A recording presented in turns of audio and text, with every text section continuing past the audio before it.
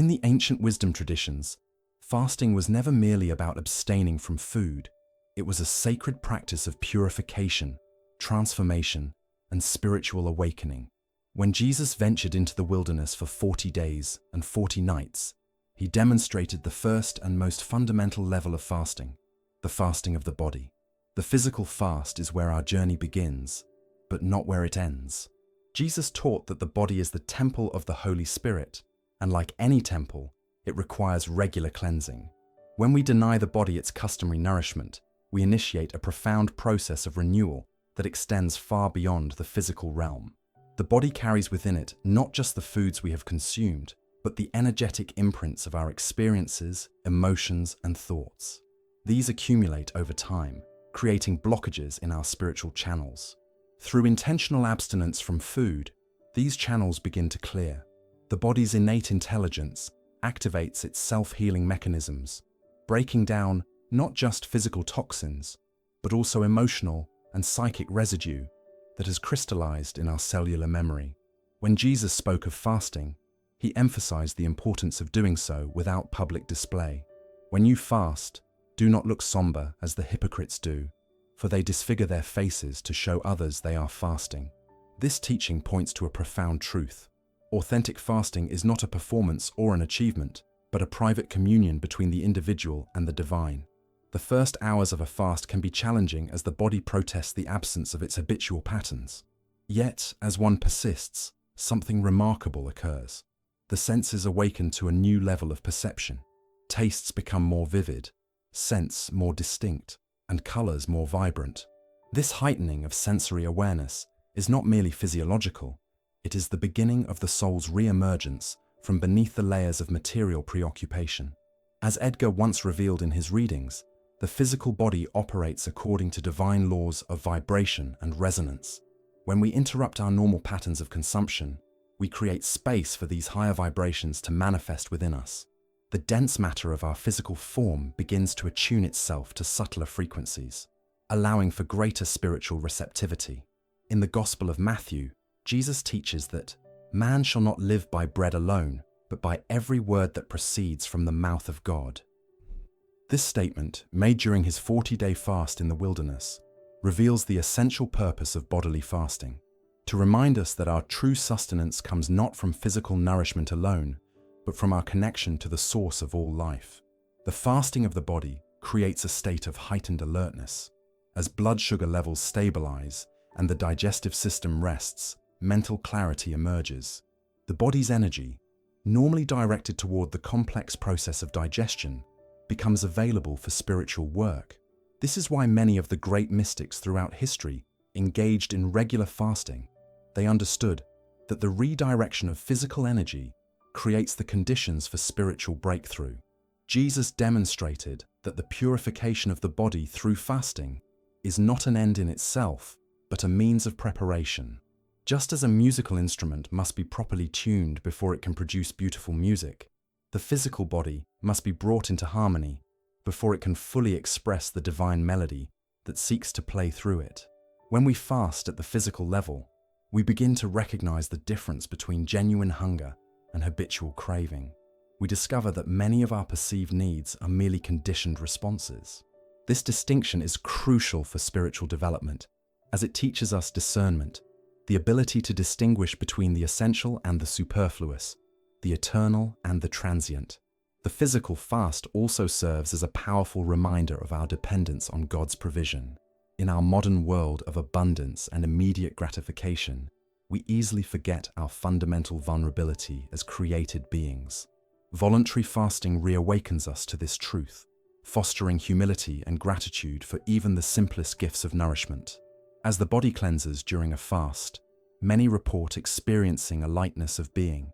This is not merely the absence of physical weight, but the lifting of a veil that typically separates us from direct spiritual perception. The body begins to vibrate at a higher frequency, becoming more transparent to the light of consciousness that animates it. In essence, the fasting of the body, as taught by Jesus, is a return to our original design, a state of harmony with natural law and divine intention. It is the first step on a journey that will ultimately lead us beyond the physical realm entirely. into the deeper dimensions of mind and spirit. Beyond the physical fast lies a deeper level of spiritual practice, the fasting of the mind. While the body's hunger subsides after days of physical abstinence, the mind's appetite for stimulation, judgment, and constant thought can persist indefinitely without conscious intervention. Jesus understood that true transformation requires not just bodily discipline, but mental stillness, a deliberate suspension of the incessant internal dialogue that separates us from divine communion. When Jesus withdrew to pray, often spending entire nights in solitude, he was demonstrating this second level of fasting. In those sacred hours of silence, he was not merely abstaining from speech, but from the very process of ordinary thought itself. This mental fast creates the empty space where divine inspiration can arise unfiltered by personal bias or conceptual limitation. The mind, by its nature, is restless. It categorizes, analyzes, compares, judges, and plans, constantly creating ripples on the surface of consciousness. These mental activities, while useful for navigating the physical world, create a barrier to spiritual perception. Just as a lake must be still to perfectly reflect the moon and stars above, the mind must quiet its movements to mirror divine reality. Jesus taught his disciples, "Take no thought for your life, what you shall eat or what you shall drink, nor yet for your body, what you shall put on." While often interpreted as instruction about material concerns, this teaching points to a profound spiritual practice, the temporary suspension of calculated thinking in favor of direct knowing. This is the essence of mental fasting. The untrained mind cycles endlessly through the past and future, rarely resting in the eternal now where God's presence is most directly experienced. Thoughts of yesterday's regrets or tomorrow's anxieties consume our attention, creating a fog of distraction that obscures spiritual reality. Through the practice of mental fasting, we learn to recognize these patterns without becoming entangled in them. As we fast from habitual thought patterns, we begin to notice the spaces between thoughts, brief moments of pure awareness that exist prior to conceptualization. These gaps, typically overlooked in our rush to the next mental activity, contain the seed of spiritual awakening. By gently expanding these intervals of inner silence, we create a sanctuary where divine whispers can be heard. In the Sermon on the Mount, Jesus spoke of those who are poor in spirit as blessed and destined for the kingdom of heaven. This poverty of spirit can be understood as a willingness to empty the mind of its accumulated knowledge and certainty, to approach reality with the innocent receptivity of a child rather than the rigid understanding of the scholar. Mental fasting cultivates this essential quality. The practice involves more than merely attempting to stop thoughts through force of will, which often creates tension and resistance. Rather, it is about developing the capacity to observe thoughts without attachment or identification. Just as the physical fast involves watching hunger arise without immediately responding to it, the mental fast means witnessing thoughts without automatically believing or acting upon them. When Jesus faced temptation in the wilderness, he demonstrated the power of this mental discipline. The devil offered interpretations and propositions that appealed to bodily need, ego gratification, and worldly power. In each case, Jesus responded not from reactive thinking, but from a place of grounded awareness, refusing to engage with these mental constructs on their own terms. This illustrates the freedom that becomes available when we fast from our habitual thought patterns. Our minds are constantly seeking security through the accumulation of concepts and beliefs, creating mental structures that we mistake for reality itself. Mental fasting involves temporarily setting aside even our most treasured spiritual concepts, allowing us to encounter truth directly, rather than through the lens of our previous understanding. As Jesus taught, new wine requires new wineskins. Fresh insight cannot be contained by old patterns of thought. In practical terms, this second level of fasting might begin with periods of meditation where we gently release each thought as it arises, returning attention to the breath, a sacred word, or simply to pure awareness itself. Over time, this practice extends beyond formal meditation into daily life, creating momentary sabbaths from mental activity throughout our day. The mental fast also involves abstaining from unnecessary speech, which is often nothing more than verbalized thinking.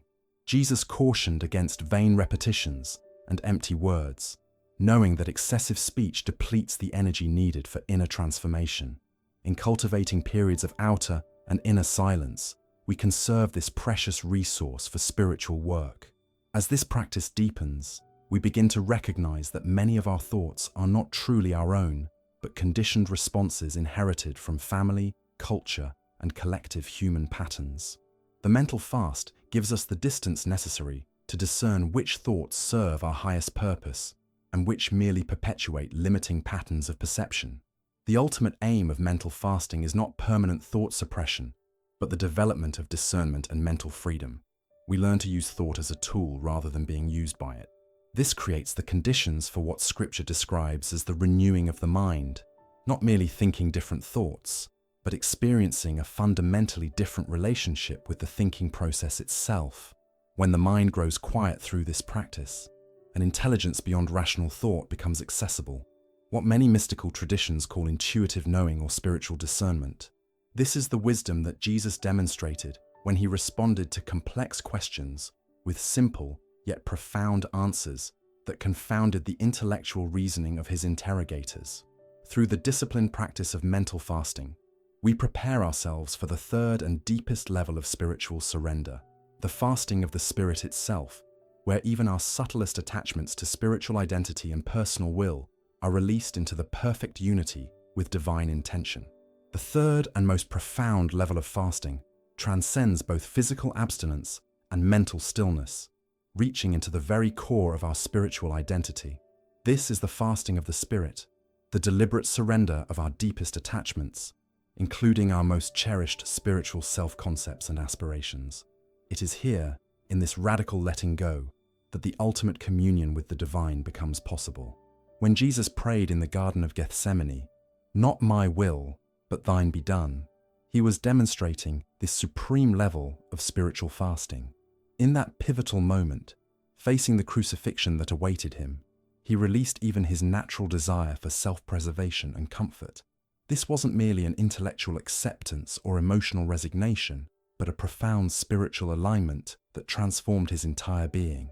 The fasting of the spirit begins where the other practices reach their limits. While physical fasting disciplines the body and mental fasting quiets the mind, spiritual fasting addresses our most subtle form of nourishment, the satisfaction we derive from our spiritual identity, our sense of progress, and our attachment to particular experiences of God's presence. It requires us to release even these precious forms of spiritual sustenance. This level of surrender cannot be achieved through willpower or technique. It emerges naturally as the culmination of the previous fasting practices, when the body has been sufficiently purified and the mind adequately stilled. At this stage, we become aware of a deeper hunger that no spiritual experience, insight, or achievement can satisfy, the soul's fundamental longing for complete union with its source. Jesus taught that, "Whoever wants to save their life will lose it, but whoever loses their life for me will find it." This paradoxical instruction points directly to the heart of spiritual fasting. It is only in releasing our grip on our spiritual life, our accumulated wisdom, insights, and experiences, that we create the space for true divine infilling. The vessel must be completely emptied before it can be filled with new wine. In the mystical tradition, this has been called the dark night of the spirit, a time when even our most profound spiritual consolations seem to withdraw, leaving us in apparent emptiness. Yet this perceived absence is actually an invitation to a deeper presence, one that cannot be grasped by the spiritual ego, but must be received in perfect surrender. This is the wilderness experience that Jesus underwent for 40 days and nights. The ego, even in its most spiritually refined form, seeks to maintain control of the journey. It gladly embraces physical disciplines and meditation practices, finding satisfaction in measurable progress and recognizable states. But the final surrender, the fasting of the spirit, threatens its very existence. This explains why even deeply committed spiritual seekers may unconsciously resist this ultimate level of fasting. When Jesus said, "The foxes have holes, and the birds of the air have nests, but the Son of Man has nowhere to lay his head," he was describing this state of radical spiritual homelessness, the willingness to release all fixed reference points, including our most comfortable spiritual dwellings. In this holy displacement, we become truly available to divine purpose. Spiritual fasting involves the release of spiritual ambition, the subtle but persistent desire to achieve enlightenment, to be recognized as spiritually advanced, or to collect profound experiences. These aspirations, though apparently noble, can become sophisticated forms of spiritual materialism, ways of accumulating possessions in the kingdom of spirit rather than truly surrendering to its transformative power.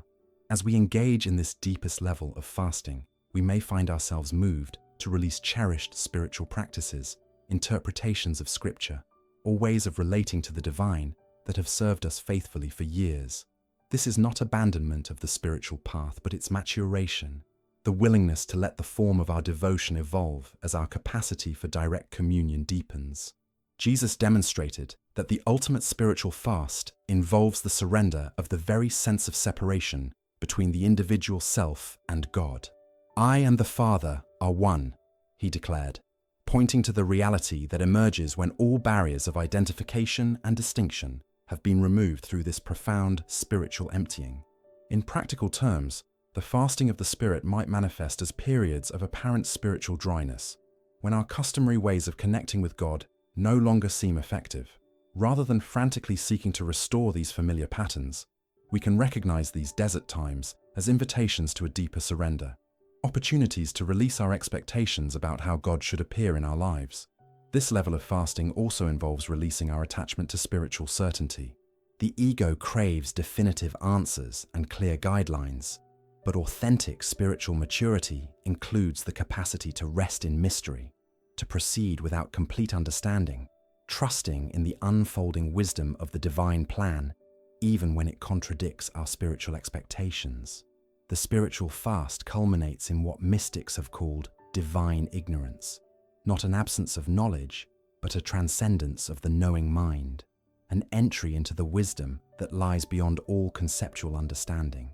Jesus pointed to this when he thanked the Father for hiding truth from the wise and learned, while revealing it to little children. The spiritual fast returns us to this childlike receptivity.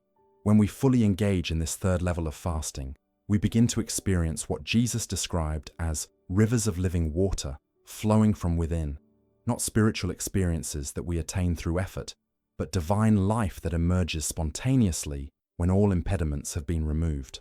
Our spiritual journey shifts from achievement to reception, from striving to allowing. This complete spiritual surrender, paradoxically, does not diminish our individuality, but fulfills it. Just as Jesus maintained his distinct personhood, even in perfect union with the Father, we discover that true spiritual identity emerges most fully when we cease trying to secure or protect it.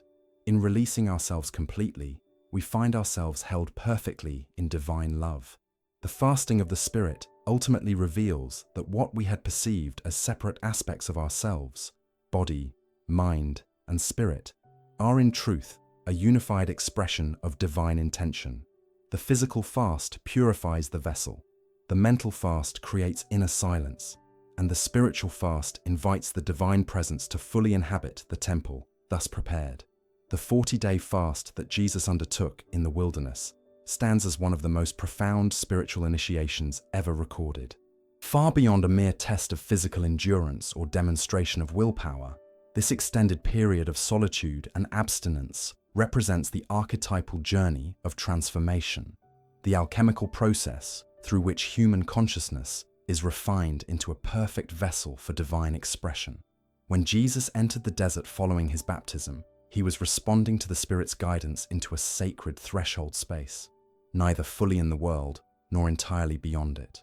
This liminal realm, represented by the wilderness, has always been where the deepest spiritual transformations occur.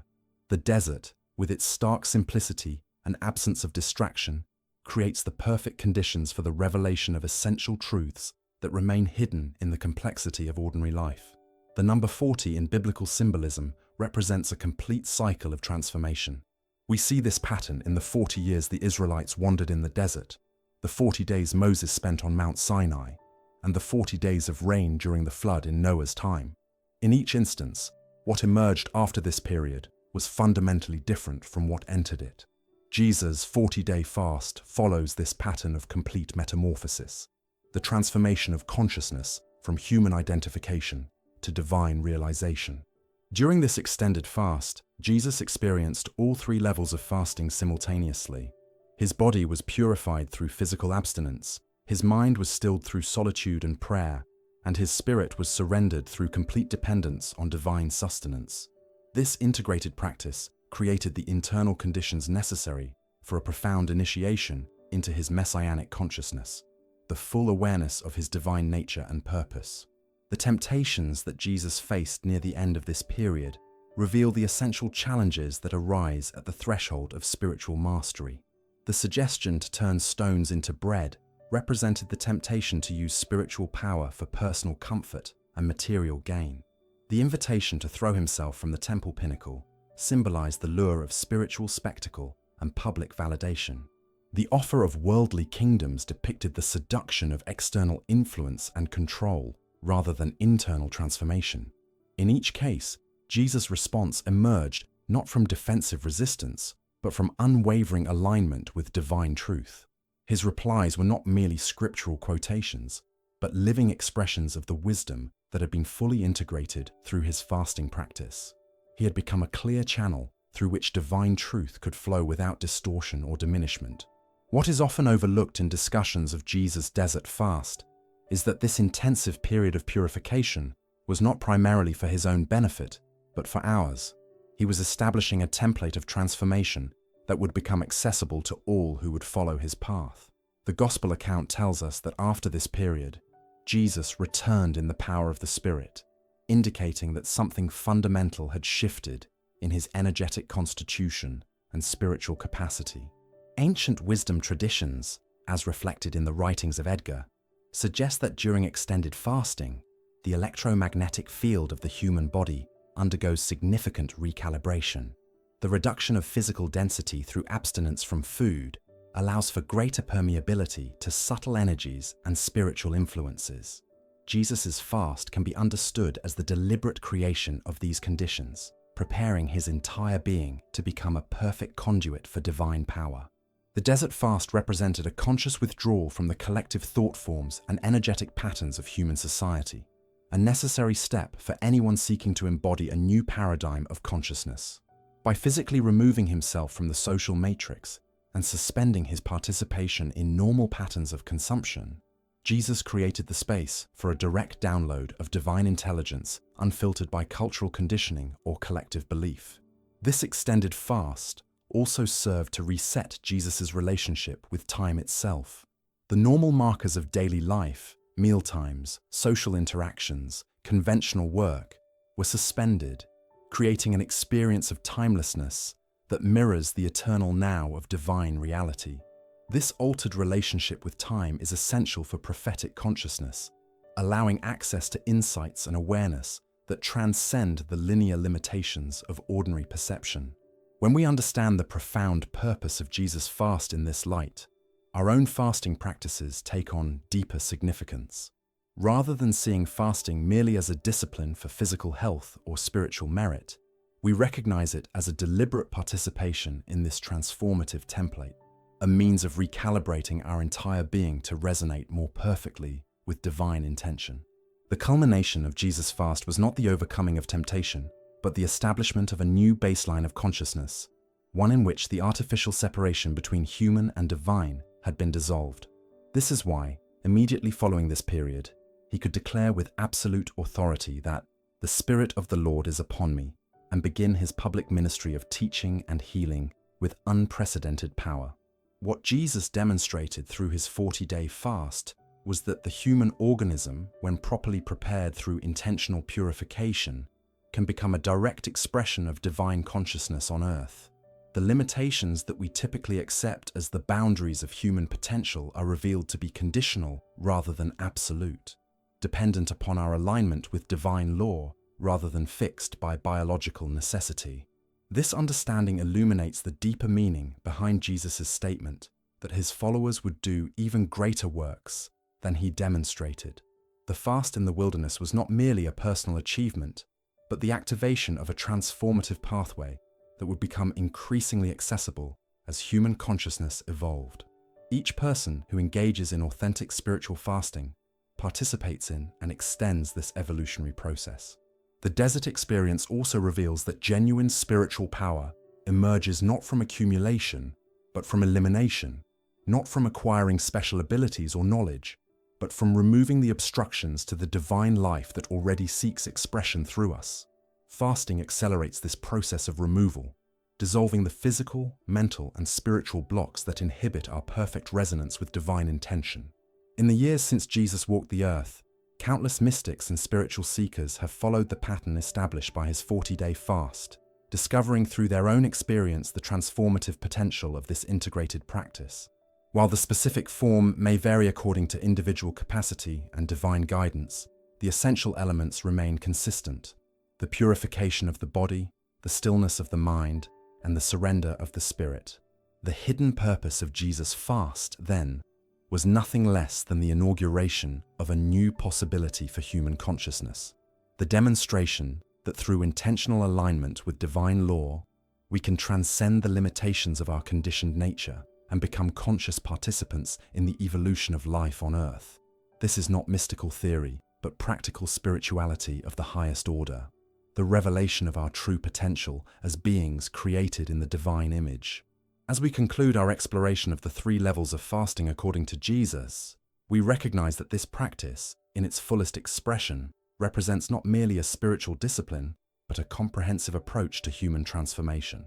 Through the integrated fasting of body, mind, and spirit, we participate in the ongoing unfoldment of the divine plan for humanity, the gradual awakening to our true nature as children of God, created to embody and express divine love in all dimensions of our existence. If this teaching on the 3 levels of fasting has illuminated something within you, there's much more spiritual wisdom to discover together. Subscribe now to continue this journey of transformation and awakening. Share your own fasting experiences or questions in the comments below. Your insights may be exactly what another seeker needs to hear today. Remember, as we walk this path together, each shared experience strengthens our collective understanding. Click the subscribe button and notification bell to receive future teachings that will help you deepen your spiritual practice and unlock the divine potential within you. The wisdom that transformed Jesus in the wilderness awaits you too. Subscribe, comment, and take the next step on your spiritual journey today.